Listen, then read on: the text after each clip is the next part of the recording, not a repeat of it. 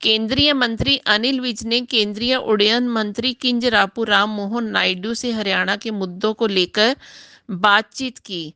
Ambala airport और उस पर लगने सिक्योरिटी इक्विपमेंट को लेकर भी चर्चा की। उन्होंने कहा कि जल्द ही हरियाणा में बिजली के स्मार्ट मीटर लगाए जाएंगे। इन स्मार्ट मीटर में प्रीपेड और पोस्टपेड कनेक्शन दोनों का विकल्प होगा।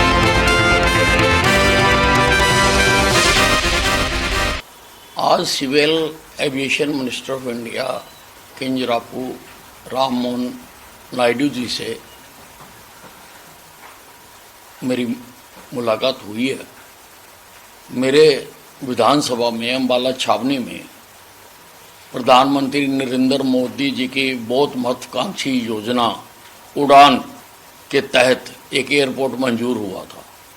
वो बनकर बिल्कुल तैयार हो गया। वो उसमें सारा बाकी सामान लग गया।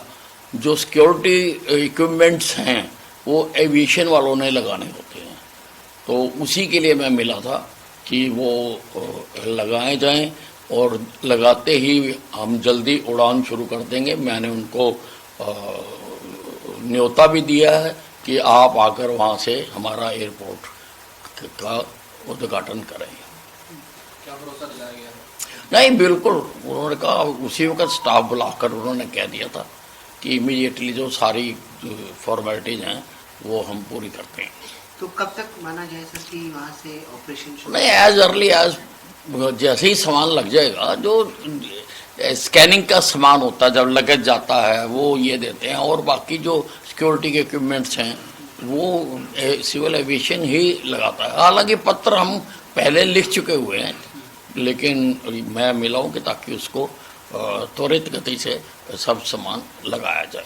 सर, एक आज बड़ा सम्मेलन है बिजली मंत्रियों का। सभी राज्यों के लिए जो बिजली मंत्री हैं वो दिल्ली पहुंच रहे हैं। हाँ जी, हाँ जी, हाँ जी। किस तरीके का सर सम्मेलन है? क्या प्रदेश के को लेकर बातचीत होगी बिजली संबंधित? नहीं, उसमें सारा जो बिजली की जो लागत है उसको कम करना और जनरेशन बढ़ाना आदि मुद्दों पर चर्चा होनी है। उसमें मेरे अधिकारी गए हैं, मुझे कहीं और जाना है, इसलिए मैं उसमें नहीं जा रहा हूँ। सर, प्रीपेड मीटर को लेकर है, आप लोग की तरफ से प्रोजेक्ट भी शुरू किया गया है, तो कैसे समझाएंगे इसका मतलब?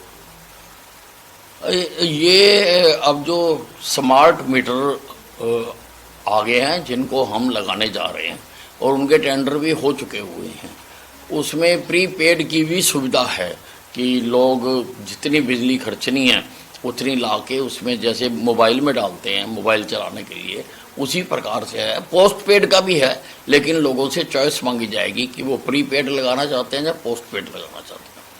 सर, कांग्रेस पार्टी खाद की समस्या को लेकर बड़ा इश्यू बना रही है।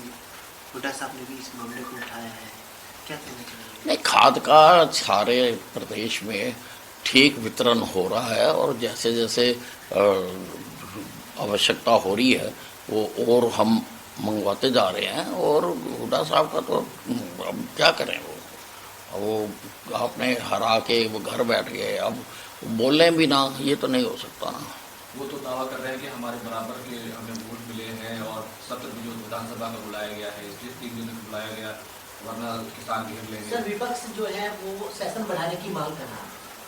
आप देखिए, हुड्डा साहब को बोलने से पहले अपने बारे में सोचना चाहिए। जब इनकी सरकारें थी, क्या कभी शीतकालीन सत्र इन्होंने लंबे चलाए? मैं तो 7 बार का विधायक हूँ, सारे मुख्यमंत्रियों के कार्यों को मैंने देखा, सारों के। तो वो ठीक है, बोलने के लिए बोल रहे हैं, बाकी जो भी उसमें विषय आएंगे वो सारे डिस्कस होंगे। सर, क्या विषय रहेंगे अगर बात करें तो? क्योंकि पहला सरकार का पहला सेशन होगा।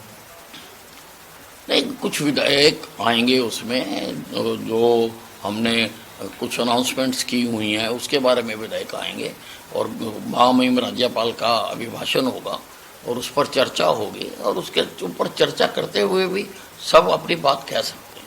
सब कांग्रेस के नेता हैं मुकुल शर्मा, उन्होंने चंडीगढ़ में प्रेस कॉन्फ्रेंस की है। उन्होंने सिर्फ इतना कहा था टीवी डिबेट में कि नेता प्रतिपक्ष भूपेंद्र सिंह हुड्डा नहीं बनेंगे। कांग्रेस ने उनको बर्खास्त कर दिया है।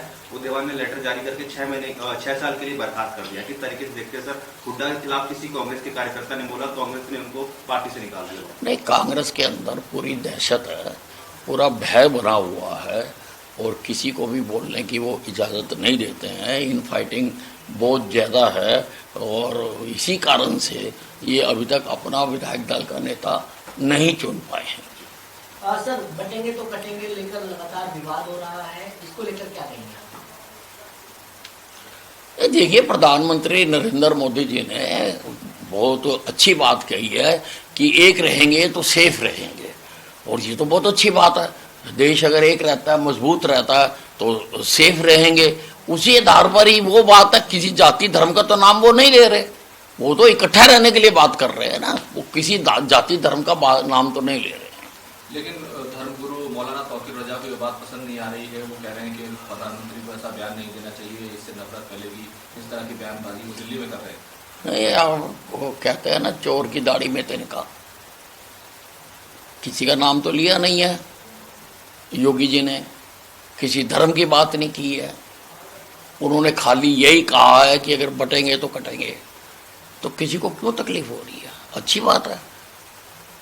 अब अगर कोई ऐसा कहता है तो उनको लगता होगा कि ये उनके बारे में कही जा रही है, लेकिन वो ऐसा नहीं कह रहे। ठीक है, थैंक यू। बस पूछ लो। अध्यक्ष मल्लिकार्जुन खड़गे वो इशारों में उत्तर प्रदेश के मुख्यमंत्री योगी आदित्यनाथ पर निशाना साध रहे हैं कि गेरुए कपड़े पहनते हैं, सर पे बाल नहीं होते और धर्म की बात करते हैं, जातिवाद फैलाने की बात करते हैं। उन्होंने एक नसीहत भी दी है योगी आदित्यनाथ को, यदि आपको राजनीति करनी है तो सफेद कपड़े पहनिए, वरना बीजेपी हाईकमान से उन्होंने अपील की है, रिक्वेस्ट की है कि ऐसे नेताओं को राजनीति से मतलब हटा देना चाहिए, उनको खुद ही राजनीति से अलग हो जाना चाहिए यदि उनको साधु बनना है।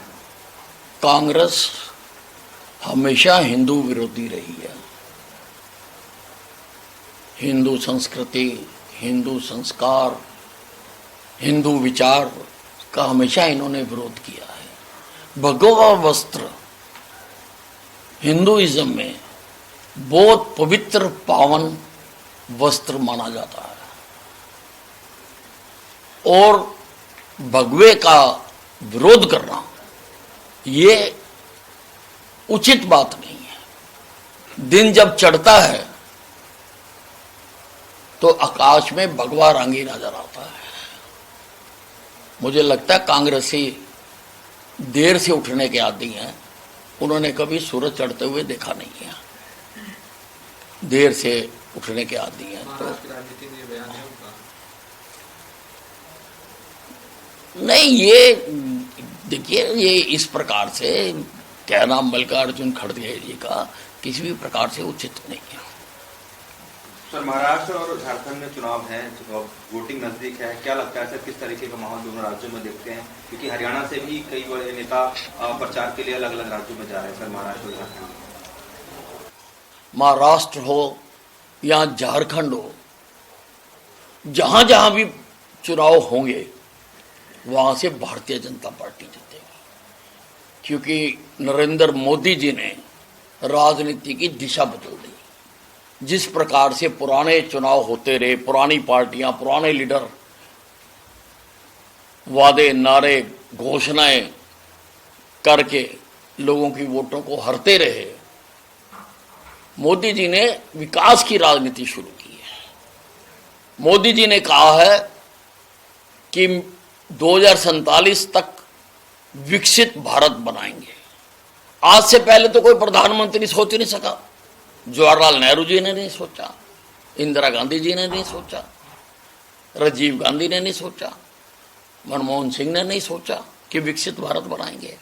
हमारे से बाद जो देश आजाद हुए वो भी विकसित हो गए, विकसित देशों की श्रेणी में आ गए, लेकिन कोई सरकार, कोई पार्टी, कोई नेता इस मुद्दे को नहीं कह सका। प्रधानमंत्री नरेंद्र मोदी जी ने कहा है और आज हर प्रदेश का आदमी भी इस मुद्दे के साथ चलना चाहता है। वो भी चाहता है कि हमारा प्रदेश भी इसके साथ चले और हम नरेंद्र मोदी के साथ कदम ताल करते हुए आगे बढ़ें, ताकि सारा देश और हमारा प्रदेश भी विकसित प्रदेश बने। आज़ाद हुए 100 साल होने जा रहे हैं और आज भी मूलभूत सुविधाओं के लिए लोग तरस रहे हैं। मोदी जी ने कदम उठाया है कि लोगों को सारी सुविधाएं मिले, तो किसी प्रदेश में हो। हरियाणा में भी जो चुनाव हुआ, हरियाणा में भी इसका बहुत ज्यादा असर रहा। वो किसी भी प्रकार से कांग्रेस के विपक्षियों के बातों में लोग नहीं आए और लोग विकास के नाम पर लोगों ने वोट दिए है, क्योंकि लोग चाहते हैं कि हमारा प्रदेश भी पूरी तरह से विकसित भारत का अंग बन सके।